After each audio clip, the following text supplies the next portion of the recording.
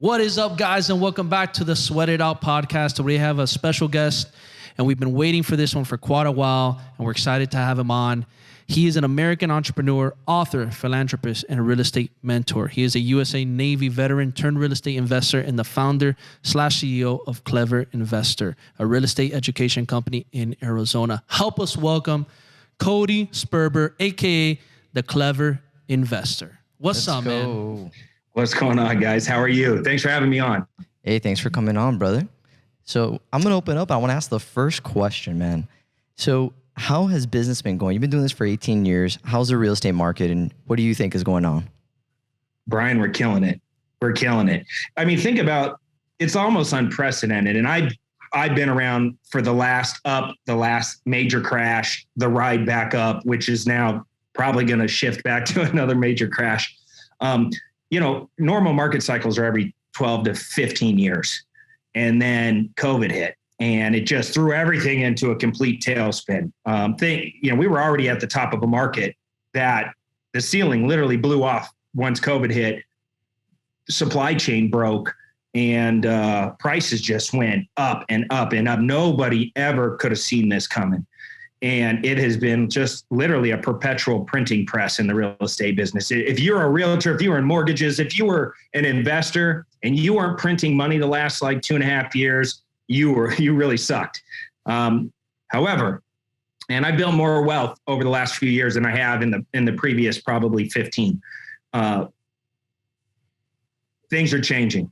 And they're changing rapidly. I have a development company called Green Elephant Development. I have 19 new builds going right now. We spec build multi-million-dollar properties all over Scottsdale, Arcadia, Phoenix, Biltmore. Like, if you know the Arizona market, those are the places all the young money and the young families want to be.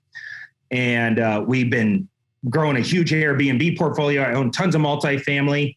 There's not one aspect from the wholesaling division to the building division to the Airbnb is not feeling it right now. We are in massive shift mode. We're starting to play, going from offense to defense.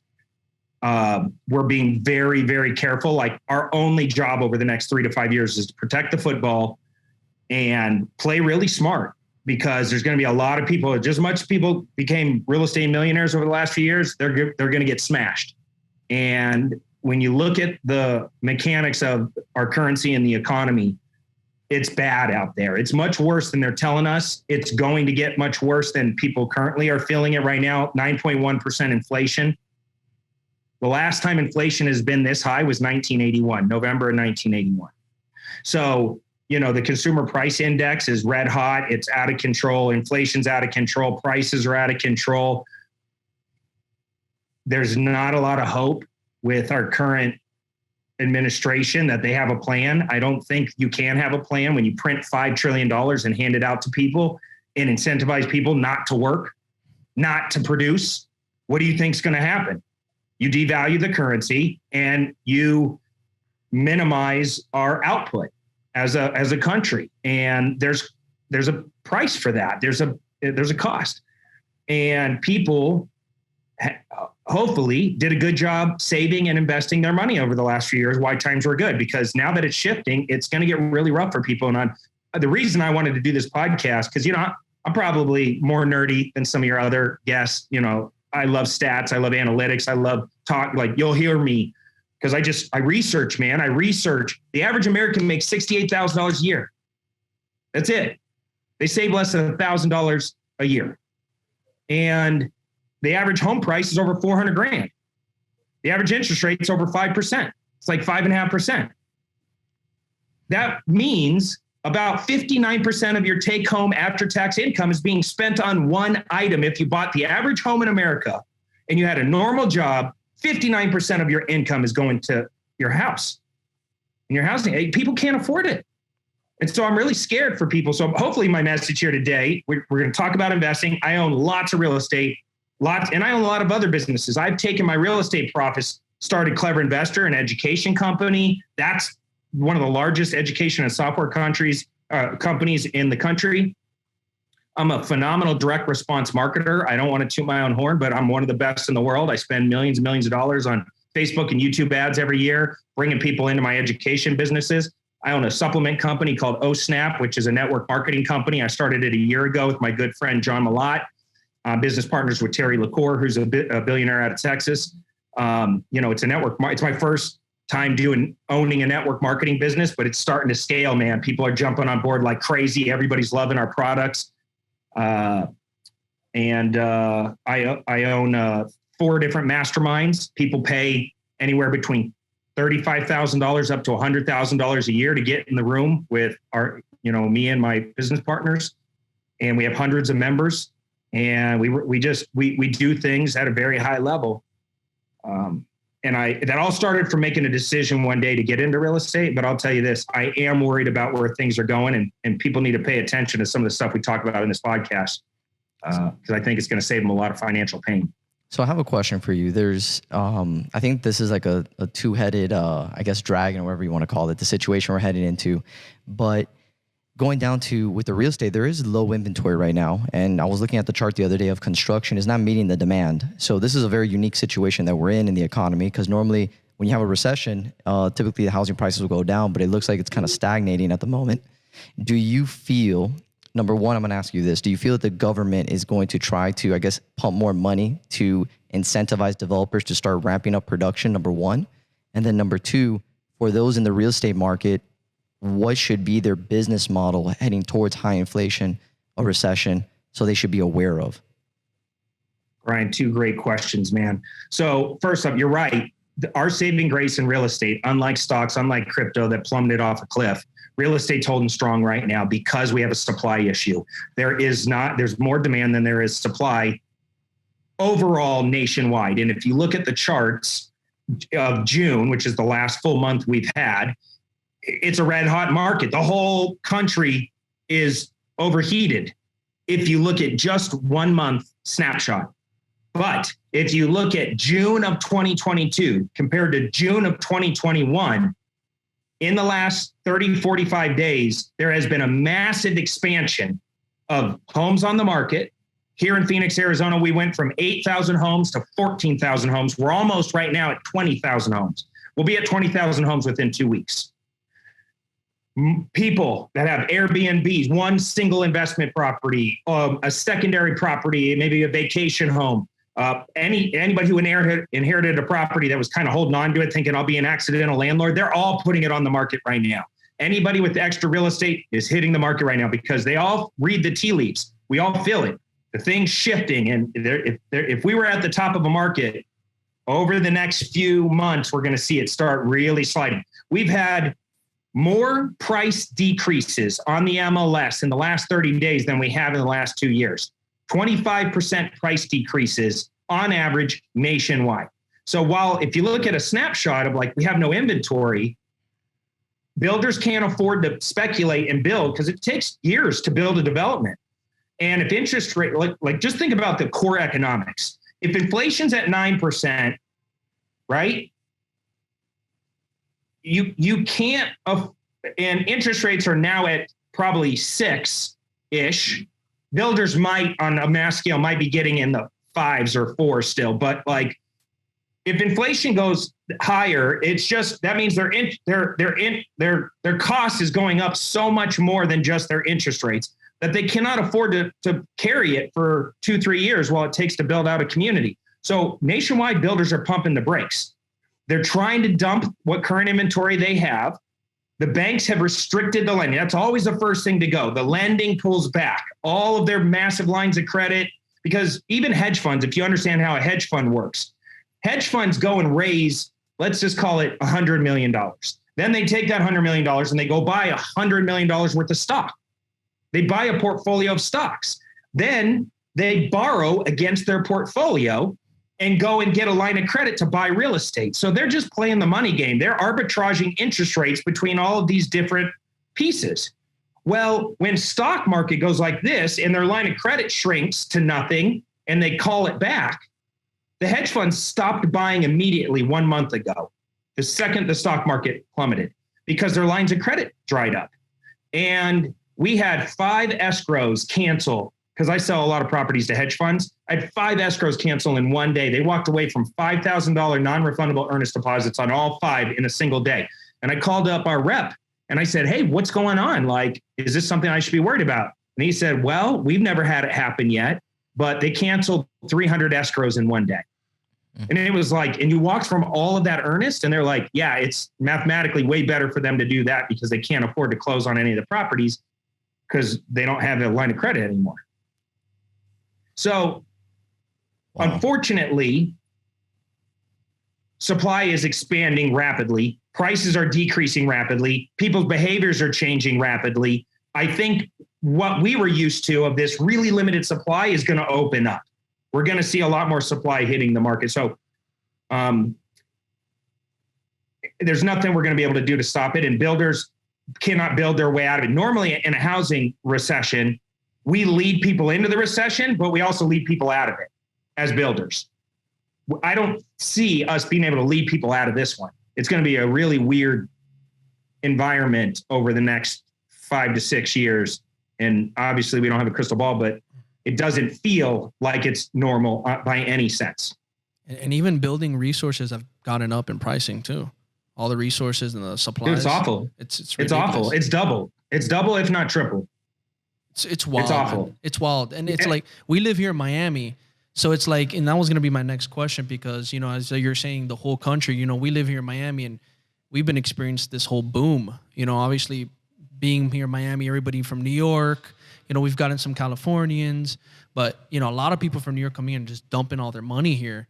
You know, we've been seeing just boom, boom, boom, boom, boom. And, you know, now I guess, you know, like you were saying, we're starting to see a little bit of that dipping taking place and more inventory open up. So do you really feel like even Miami being how strong it was, you think Miami is going to take a hit like all the other parts of the country? I think 100% of the country is going to take a hit. I just don't think they're going to take the same hit at the same time. I think some markets are stronger than others. You can't, it's dangerous to look at the whole country, right? Like that's not how it works. Like when I really zero in on the data, and the other part of your question, Bryan, was what should people be focusing on? It's high cash flow, appreciating markets, that combo. So if you can look at the map, right? Like Georgia, the Carolinas, Arizona, Florida, these are great cash flow appreciating markets. And they're going to stay stronger than, say, another market like Washington, D.C., Hawaii, Oregon, California. Like there's some markets that are just so over the top heated, so out of control with pricing, New York, that you can't get the cash flow anymore. And in a recession, in a down market, builders and rehabbers go to the sidelines because they can't chase the down, right? You have to buy it at such a big discount. And if it takes any longer than 60 days in and out of that property, the market catches up to your discount that you purchased at, and you run the risk of losing money. And so they just don't do it. But what they will buy is cash flow and strong job markets and appreciation. So really what we need to do is zero in on those metros, those counties nationwide that have strong cash flow, strong appreciation. And the good news is there's a bunch of them. And there's always a strategy that works in an up market, flat market, and a down market. I made tens of millions of dollars in the last recession. Pre-foreclosures, creative finance, going in and helping people stop their foreclosure, catch back up their arrearages. And then they would either I would do a wraparound mortgage to take over the property, or I'd do a sub-2 transaction to take over the property. There's a lot of creative finance strategies that are going to be booming over the next 2 to 5 years. Think about this. What's more valuable, money or a 3% or a 2% mortgage? Yeah, 2% mortgage. Dude, if you can get because think about what inflation does to debt. Inflation is the great debt eroder. So if my inflation's at 9% and my long-term fixed rate 2.5% mortgage on this cash flow property, this little rental house, over 30 years, if my inflation's at 9%, probably higher, but let's just say it's at 9%, my mortgage is at 2%. By year 8, 9, 10, 11, 12, 13, 14, 15, I'm actually being paid. It's negative interest rates. I'm being paid to own that house because the dollars that we borrowed at are stronger than the dollars that I'm paying back at 15 years later. So it's hard to understand the inverse of what I'm saying, but look it up. Inflation erodes good, cheap debt. Why do you think hedge funds bought $1 trillion worth of single family homes? They knew that inflation was going to go up and all these 2%, 3%, 4% mortgages, they're just going to sit back and wait. Let the rental game do its thing and let inflation do its thing. And it's making them massive returns on these loans. And the thing that everybody has to understand that's listening to this is the closer you get to the creation of the money, the better your borrowing terms are. That's why we have a wealth gap in America. If you're Wall Street, everybody hates Wall Street because they make all the dang money. That's because they're close to the creation of the money. They get the best borrowing terms. And the poorer you are and the further away you get from the creation, the worse your borrowing terms are. So what I do is I just study the hedge funds. They stopped buying, I stopped buying. I pay attention. Why are they stopping buying? What kind of things are they buying? What kind of debt are they putting onto it? How are they collateralizing it? Like what is their buy box? And that's what I've been doing the last 2 years, is just mirroring some of the power moves that they were making. Cause I'm like, dude, they got guys that went to Harvard and Stanford and all the smartest people in the world. They got supercomputers with algorithms that can outperform any single investor. But if I become friends with them, take them to lunch, wine and dine them, try to figure out what they're into, and I just mirror some of the things they're doing, I can make some of those same power moves too. Who's some of the ones you would say that people can start mirroring or modeling, looking off of, and doing a little research on? Or what asset class do you think is the best performing one now? I mean, multifamily historically has always been the best inflation adjusted asset class. It always has been. Most people have a hard time getting into multifamily because it feels very scary and overwhelming. It's funny because, and like guys like Grant Cardone say this all the time, like, go big, Donald Trump, go big. It's scary to go big. It's scary to go out there and just like stare at a 200 unit apartment building and have, look at your crappy Nissan pickup truck and be like, yeah, I'm going to go buy that. It's like, I have no money, I have no resources, I have no connections, but I'm expected to go big. So what we do is we default to like single family, get a rental, experience that, and realize a rental is a pain in the ass. Like one rental property is like a huge pain in the ass, and it's a very slow way to build wealth. You get a little bit of cash flow, 400, 500, 800, $1,000 a month. That's why they're saying go big. The bigger it is, the more significant the cash flow is, the less your risk is. Because if you have 5 or 10 units on a 200 unit not paying you, you don't really notice too much, right? It's all built into the model. You have on-site property management. They never call you, they just handle it, right? And the best asset to own is one that you put money into or raise money. That's what like guys like Grant are doing. They raise the money and they put the money into it. Grant's not taking calls on like customer support calls or tenants and toilets or any of that. He's got people to handle all that. And he's just building wealth, and the funds love to buy the multifamily because it's the best over time with inflationary, recessionary markets. Now, I will say this, there's going to be a lot more multifamily hitting the market. And a great way to get into the multifamily business is to find some multifamily, take courses, take classes, learn the language of multifamily, go source one, and then bring it to somebody like me. Somebody who's like more experienced, that already has dough and connections and all that. Do your first deal or two through a partnership, right? Don't try to do it all on your own. Go find a 40 unit, go find an 80 unit, go find a 150 unit. Over the next 2 years, more of those are going to hit the market. And as long as you know how to like pre-vet them to a little bit, so that way you're not wasting people's time, and you show up and you say, hey, I think this is a 6 cap, or I think this is an 8 cap. Will you look at this? We'll take the time, more experienced investor. This is why squatting up, joining groups, joining masterminds, listening to podcasts like this, and trying to get proximity to people that are already doing it is really important in the beginning, because then you can study who's doing what. There's a lot of great multifamily guys and gals out there, and just do your first one with them. And you'll learn it way more through just doing it. Hopefully you earn a little bit of equity or a piece of the pie. Once you do one though, you're going to be like, I can actually do multifamily. Now, so I love multifamily. I love the Airbnb business, but I'm very nervous right now about the Airbnb business.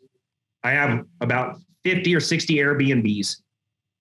Some of them are very high-end luxury Airbnbs. They're all rented. They're all crushing. I'm printing cash in the Airbnb game. I don't know, because I haven't done it yet, ever lived through a massive housing crash or recession for a long period of time with an Airbnb. I don't know if my assumption is it's cheaper than a hotel currently.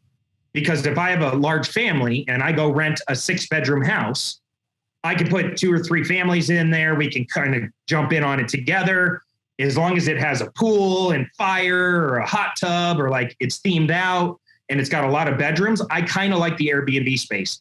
If it's in a really hot area, like near the water or some attraction, I like the Airbnb space. I think there's going to be a lot of people that have one single Airbnb that are going to dump it. I think they're going to be like, this is not enough cash flow, too much risk. I think there's going to be a consolidation of Airbnbs over the next year of better operators that have better resources to theme it out. And I think all the rest of those houses are going to go back on the market and go back to being more just inventory to sell to normal people. Yeah, I agree with you 100% on that. The Airbnb, especially the past 2 years, has been a huge speculation game with a lot of people, especially residents leaving New York and California. From what I've seen in Florida, especially, everybody who just wanted to buy an Airbnb and then leave. But now with this economy, I agree with you. I think this is going to be a very interesting play, because if you're not a savvy operator of those units, you're going to feel the pain. Yeah, and the financing has changed dramatically. I bought 30 Airbnbs using what's called a DSCR loan, a debt service coverage ratio loan. If you go to a bank to borrow money to buy real estate, which, by the way, just side note, best thing about real estate is you can use leverage to buy a lot of it. I could take $50,000 and buy $250,000 worth of real estate. You can't really take $50K and go buy $250K worth of crypto or $250K worth of stocks very easily. Like it's not leverage like that. But you could do it in the real estate space. But we were using, if you go to a normal bank to borrow money for an investment property, first off, got to have 2 years bank history, great credit, all these documentation, like it's a pain in the ass. And then they limit you to 10. Well, through a DSCR loan, that is more of a LLC kind of loan where they look at the asset more than they look at you. And they look at the cash flow of the asset more than they look at you. That's the debt service coverage ratio. Part of it is, does the debt, is it within a certain ratio based on the cash flow? Because if the cash flow is way up here and the debt's down here, then it meets the ratio, we'll give you the loan and you can get an unlimited amount of them. And we were getting those for 4%, 4.5%, then up 5%. Now they're at 6, 7, maybe even 8%. So the math no longer works to buy an Airbnb, even though you get like about 3 times the cash flow of an Airbnb from a standard rental, than you would now that the DSCR loans are so expensive. So until those come back down, those are kind of out of the question. So we pump the brakes on buying all of our Airbnbs because the financing no longer is there. So for somebody who has an Airbnb right now, and you're saying that a lot of them are going to go ahead and dump that and get rid of that, where would you allocate that money to after you get rid of that? Yeah, I mean, that's a tough question because it depends on how much money. And listen to what I'm saying. If the Airbnb is working, it's working, right? If you have a lot of bedrooms, you've done a good job theming it out, you run it really well, and you get good reviews, good for you. I'm saying people with like one Airbnb that were doing it as a side hustle because they thought it was a cool concept, they're probably going to dump it. And it depends. Yeah. The way I look at real estate is like, what are all of my alternative backup strategies if this fails as an Airbnb? I've already bought it, renovated it, furnished it, and ran it as an Airbnb. If that doesn't work, I'm going to go furnished long-term rental. I'm going to put it on all the insurance company websites, trying to get insurance companies to rent my fully furnished rental, because insurance companies prepay upfront. They normally rent for like 3 months in a row, and they have to move their clients from like one property to a like or kind property. So if you have a 4-bedroom in this general area, insurance companies will move a family that has a flood or fire damage or something that has a 4-bedroom over into yours, and they'll pay a premium because it's it's furnished and it's available. And so we have a lot of our Airbnbs, especially here in Arizona, it's 114 degrees today. Not a lot of people are traveling to Arizona to hang out. Every summer, we convert all of our Airbnbs to long-term furnished rentals and put them up on the insurance company websites. Like half of our properties get rented to insurance companies. And what's cool about that is, so if an Airbnb, let's just do a standard house. If the Airbnb brings in $7,500 a month, as a furnished long-term rental, it might go for $55,000 or $6,000 to an insurance company. So it's almost the same as an Airbnb minus the turnover, right? Having to pay turnover and all that stuff. So it's not far off. And then a debt service on that is, let's just call it $2,800 or $3,000. You're making $2,000, $3,000, $4,000 rips on each one of those through the week months during the summer. You see what I'm saying? But I think I think a lot of people are gonna do really well if they know creative, because it's all about, can you buy it right and can you get good financing? If you could do those two things, you're gonna thrive as a creative investor over the next few years. So master sub-2s, master wraparound mortgages, contract for deeds, AITDs, lease options. There's a whole world of creative real estate that allows me to bypass the bank and go and step into a deal where I'm able to pay price if the seller will give me terms. And I think that's going to be really big over the next 5 years is interest rates I think interest rates can go to 8, 9, 10%. If you look back in history, the last time the Fed raised the Fed funds rate as aggressively as they're doing right now, and for everybody listening, the Fed has 3 levers to pull to contract the economy or expand the economy. One is called the Fed funds rate, and that is interbank lending. That's the price that banks can charge each other for borrowed money to clear their books every night and to meet their reserves. So they have the Fed funds rate, that's one lever.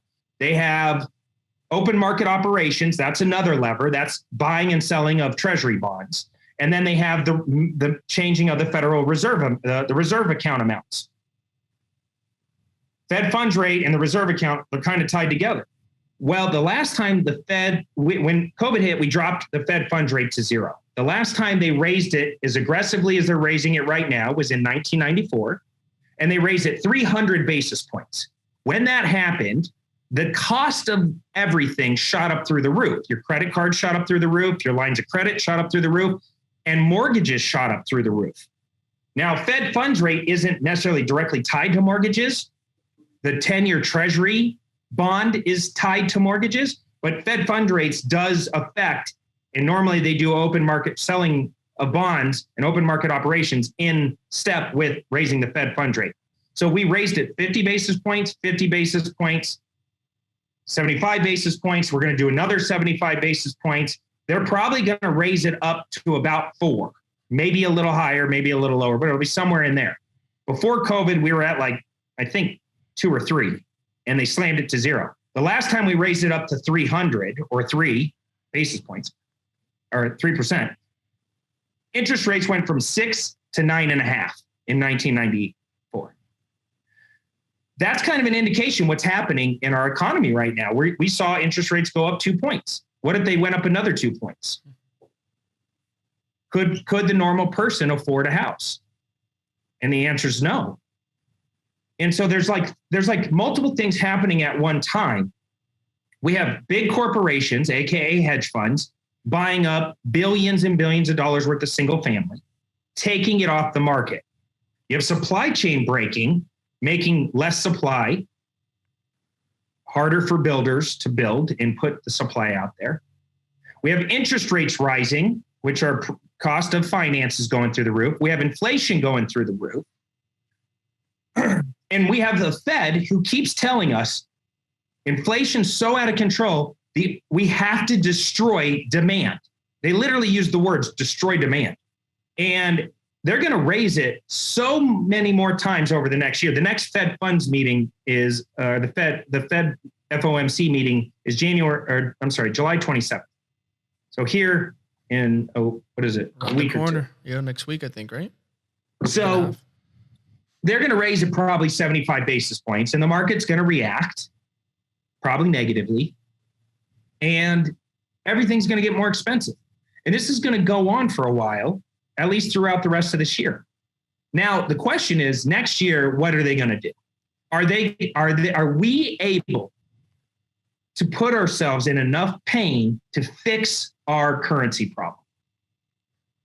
I don't think so. And the answer is probably no, right? The answer is probably no, because people don't get elected. People get fired. People, if you look at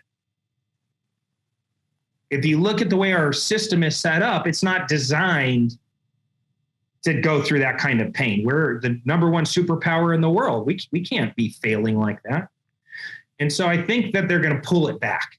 And what we might see, and a lot of people are speculating this, is like we were pumping, then we're now kind of scaling back, but people are kind of saying like there's going to be one more big pump before the final great crash. Now, if that happens and we see interest rates lower, let's say interest rates go back to 4s, get in and do your cash grab as aggressively as you can. Like your marketing has to go through the roof. Your energy has to go through the roof. You have to be buying and flipping and selling and building and going as aggressive as you can, because that will probably be the last big hurrah before the biggest crash of our lives. How long do you think that's going to last? I don't know. I don't even know if it's going to happen. Right now, look, this is how I'm postured. I listed every single one of my properties on the MLS, every one, all of them, except for my highest performing Airbnbs and my multifamilies and stuff. But all my new builds, we got, even if I just tore the house down and it's dirt right now, giant fences went up, giant renderings went up. We are pre-selling the crap out of everything because I want to minimize risk. My job is to protect the football. If I have investor money in it, because I raise a lot of private capital, my only job is not to hurt the money that we put in. It's not to make more money. It's to preserve the money that we have all invested in our investments. If we make money, great. But with the market shifting as hard as it is, it's like, look, we have to play aggressive defense at the same time we're doing some offense. So we pre-listed everything. We stopped buying. I went back to every one of my banks and renegotiated better funding terms while you can. I sold all of my toys, all of my fun stuff, all of my watches, the boats, the razors, all the BS, everything's gone. You need to do a very aggressive financial audit on your life right now. If it's not bettering your mindset or giving you skills and capabilities or better health, or it's not putting great cash in your pocket, kill it. Love that. Right now. Love all that. of it. Just kill it all. Because it's better to be prepared than to do what most people do. Look, fight, flight, freeze. That's it. That's what people do. Repeat it one more time. Fight, flight, freeze. Love that. Guys like us, we're going to fight. Because we're preparing, and it's not a surprise to us. It's not like we don't see it coming. We have binoculars, right? Like during the Revolutionary War, there were all of these British. There was like, I don't even know how many, 16,000 British soldiers celebrating one night because they just whipped our ass. And they're all partying. They're having a good time. They had no idea that George Washington and a band of 4,000 misfits was coming across the Delaware to go whip ass. They weren't prepared. They were distracted. People right now cannot freeze. That's probably the best message I could give you guys. You have to lean in on this moment in time if you want to come out the other end. And last time this happened, I made tens of millions of dollars. This time I'm going to make hundreds of millions because I'm preparing. Every decision I make, every thought, every research, all my time I'm just devouring stats and research and talking to very successful people and asking them, like my multifamily guys. 6 months ago, my multifamily guys, I'm talking about guys like Bobby Castro that have $1 billion worth of apartment buildings. I said, what are you doing? How are you operating? What are you thinking? He said, first off, I raised rents up to the highest amount I possibly could. I priced everybody that made less than $120,000 a year out of every single one of my apartments. I said, why would you do that? What are you, a greedy landlord? And he just kind of smiled and he said, because 6 months from now, when shit hits the fan, guess what? My tenants are going to be paying because I pre-vetted all of them so aggressively that they make over 120 grand a year. And historically, every family that makes over 120 grand a year pays. And it's like, wow, you're doing it. I mean, so like Wayne Gretzky said, you got to go to where the puck is going, not where the puck currently is. You got to prepare now, so that way you're not one of these people that freezes. That's the worst position to be in. I don't know what's going to happen. I'm just going to wait to see what happens. Yeah, I'm about to start that business, but it might not be the best time right now to start the business. Things are kind of crazy. I think I'm going to maybe ask for some opinions before I do. It's like, no, now is the time to go. Now is the time to get really aggressive and lean in on this. So my marketing budgets went through the roof. I'm like, we're going to outsell our way through this. All of our competitors pulled back and stopped buying. I want to buy more. I just want to buy better. I got to buy more aggressively. I got to buy more creatively, and I got to have multiple extra strategies. Doesn't work as a Airbnb, long-term rental with insurance companies, not as a long-term rental, month to month. If that doesn't work, I'll sell it, right? And as long as my math still works on all 3 or 4 of those backup strategies, then I'll move forward with the deal. If there's even anything iffy in any of those, I'm like, yeah, I'll pass. It's not worth it. Amen. And that's the biggest thing to take away for anybody who's in the real estate game right now. You got to know your numbers and be tight with it. Because if you're not aware of what's going on in your business, you're just going to be a deer in headlights when this wave is coming, and it's coming. We don't know how big it is, how long it's going to last, but it's going to come this way. So I love that, man. That was huge what you just gave here. That was a tremendous value. And also as well for anybody out there, because I've been reading up research. There's still people lining up at Gucci stores. There's still people buying all this crazy expensive luxury items like crazy. Those companies are still making a ton of money right now. And that was something that I was reading the other day, that they don't understand how, the way the market is going and people are still buying all this luxury stuff at a high level. Stop doing that and start taking a step back and realizing what you need to do to prepare, just like Cody said, because that is one of the biggest nuggets right here for anybody to just, I got one more thing I'm trying to sell. It's a Richard Mille, and I'm trying to sell it. I'm ready to sell it. Who's ready to I'm buy it on the podcast? Yeah. Who wants to buy my Richard Mille? Hey, if you buy my Richard Mille, it'll come with a letter that said, "You sucker, you shouldn't have done that." Right? Don't buy my Richard Mille. Don't buy it. It's like, but I am thinking like that. It's like, hey, this watch, I don't need a watch. I need capital, because I want to be able to take advantage of all these amazing opportunities that are going to be coming our way. And they're coming. They're coming hard. Man, Cody, what can I say, brother? This has been amazing. I appreciate the value, you provided for us and our listeners today. And I know you're a busy guy, and I know you got a lot of things that you're going to be tackling on for the rest of the week, for the rest of the year, for the next upcoming opportunities. What is the single best piece of advice you can leave off to all our listeners today moving forward? I would say trust your instincts, trust your gut. Your intuition has gotten you far in life. And a lot of times we allow other people to steer our ships or to course correct us because that's what they want. They want that for us, or they're giving us advice based on their experiences, or they're trying to protect you because maybe something has happened to them and it didn't work out for them. You have to write your own story and trust your instincts. If you feel strongly that you need to be going in a certain direction, do it, regardless of if anybody gives you permission. I know for me, being an underdog my whole entire life, dude, I was a D student. I smoked a ton of weed. I ditched class a lot. I was bad at math. I still am bad at math.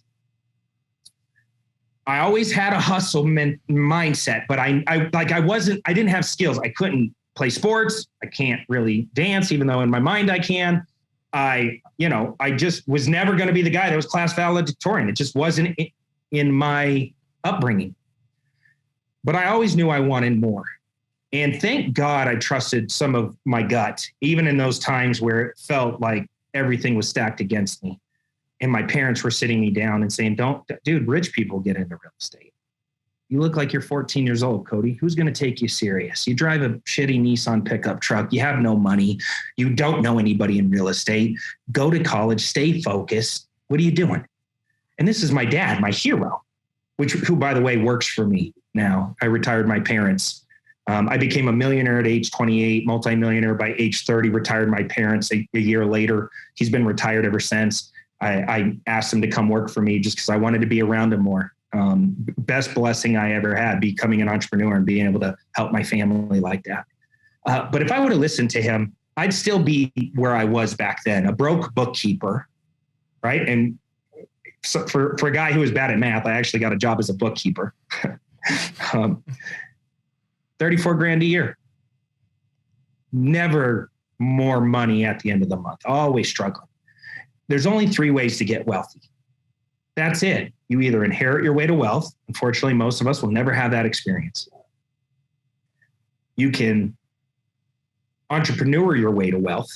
And that really means like learning the power of leverage and learning the power of influence, sales, and persuasion. That's really what entrepreneurship is. How do I persuade other people to get in alignment with my big vision and get us all to march in a certain direction and kicking butt? Because an entrepreneur, they're normally not phenomenal at all the pieces of the business puzzle, but they're really phenomenal at getting people to sit in the right seat of the bus and help build this thing out. So you can entrepreneur your way there, or you can invest your way there. And most people never get to the investing because they always lie to themselves and say, I'll do that once I make money. And there's a lot of investments you can make today.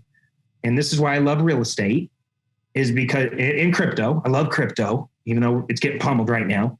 I love the crypto game. I think it's really cool, really cutting edge, but I love real estate because there's creative ways to get into it with very little resources. And if you're willing to put in the hard work and stay consistent for long enough, you can become very successful and very wealthy in real estate.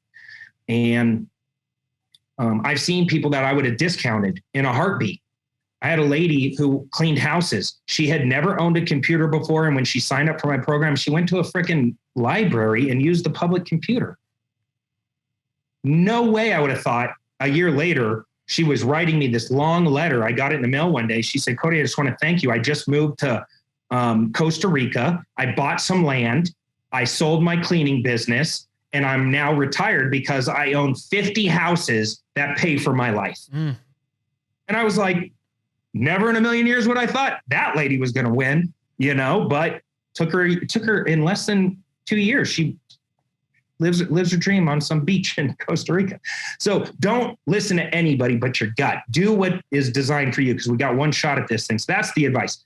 Raise your enthusiasm, raise your intention, don't be a boring ass adult. Be one of those people that, says, what, screw everybody. I'm going for this. I deserve this. I deserve this success, and I'm going to go for it. And if you have that attitude, especially during hard times, you're going to come out the other end of this really well off. And probably one of those success stories where when you hear people say the greatest transfer of wealth happened during recession, that could be you.